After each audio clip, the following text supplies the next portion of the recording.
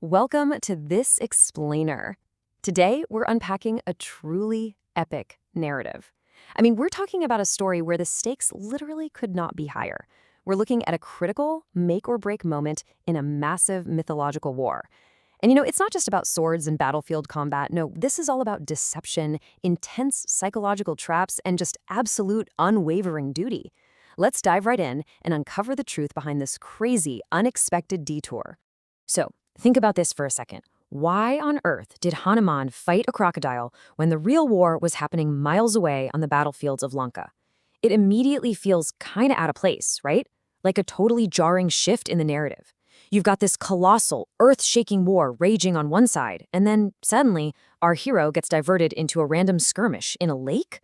Well, this central mystery is exactly what we're going to solve today. And trust me, the answer reveals a fascinating layer of strategy and hidden danger. To understand this weird diversion, we first got to understand the primary crisis. Section 1, the crisis in Lanka. What's absolutely incredible here is the sheer speed of this disaster. The war in Lanka is at its absolute brutal peak, right?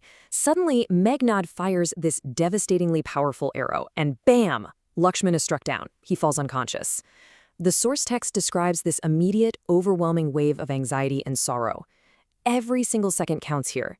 The Vadya, the physician, says a very specific cure must be found and, right now.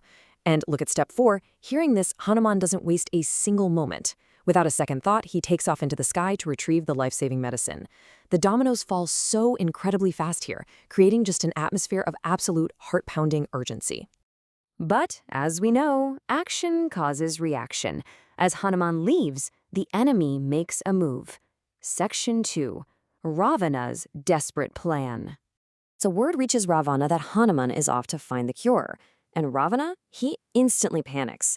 The mental math he does here brilliantly illustrates why. Look, if Hanuman actually returns with the Sanjeevani herb, Lakshman lives. And if Lakshman lives, Ravana knows his own defeat is basically guaranteed. On the flip side, if Hanuman fails, victory for Lanka is entirely secured. For Ravana, stopping Hanuman isn't just some little side quest anymore. It literally becomes the single most important strategic objective of the whole war. Driven by that sheer panic, Ravana takes drastic measures. He deploys a Mayavi Rakshas, an illusionist demon. Now, this is absolutely crucial. Ravana doesn't send some brute force army to stop Hanuman midair.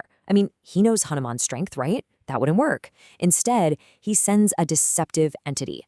The whole strategy here is manipulation, delay. The goal is to stall Hanuman just long enough to ensure Lakshman doesn't survive. It's a complete trap of the mind and the senses. And that brings us to the trap itself. Section 3, the deadly lake encounter. Okay, so Hanuman is soaring through the sky with this intense, singular mission. But the illusion starts to work. He actually pauses his vital journey, stopping at an ashram created by this demon. But, and here is the most fascinating detail from the text, as he pauses, Hanuman experiences a slight sudden doubt in his mind. Something just feels off. That gut feeling? But despite this subtle inner warning, he heads down to a nearby lake to bathe. And boom, that is exactly when the trap springs. Out of nowhere, a crocodile violently attacks him in the water. That serene, peaceful illusion just shatters into a deadly ambush. But wow, the demon deeply underestimated its target. Hanuman doesn't panic. He reacts with devastating speed and just slays the crocodile instantly. The ambush that was supposed to delay him forever, completely neutralized in a flash of decisive action. But guys, the story doesn't end with a dead crocodile. Actually, it gets way stranger. Section 4, the apsara's secrets. The exact moment the crocodile is killed, it undergoes this crazy mystical transformation. It instantly turns into a celestial apsara, and she reveals the massive hidden truth of the ashram, telling him this is no sage, but a demon. The seemingly holy man who was just hosting Hanuman at the ashram? Yeah, he's actually the illusionist demon in disguise. Talk about a plot twist. So the veil is completely lifted, the illusion is broken, and honestly, this is such an important moment for us to reflect on. How often do we encounter obstacles that are cleverly disguised as safe harbors or helpful detours? Hanuman's slight initial doubt was entirely justified. By surviving the hidden attack, the deceptive layer of his environment is totally stripped away, revealing the true enemy hiding right there in plain sight. Now that the truth is out, the whole dynamic shifts. Section 5. The Defeat of Kalnemi. This sequence of steps perfectly maps out Hanuman's absolute focus. Step 1. The second he hears the apsara's warning, Hanuman immediately heads back to the ashram. And the text specifically notes his physical state has changed. His eyes are literally burning with anger. Inside, he's got one single goal. He's not being fooled anymore. Step 2. He boldly challenges the deceptive sage right to his face. Step 3. The illusion drops completely, and the demon Kalnemi reveals his true, terrifying form. But step 4 is the clincher here. Hanuman slays Kalnemi without any delay whatsoever. There's no grand speech, no drawn-out battle. He just removes the obstacle and immediately resumes his flight to save Lakshman. So, what's the real takeaway for us here? The true battle wasn't just physical, right? It was psychological.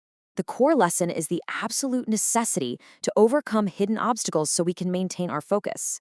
The enemy tried to use deception, comfort, and a sudden ambush to completely derail a critical, time-sensitive mission.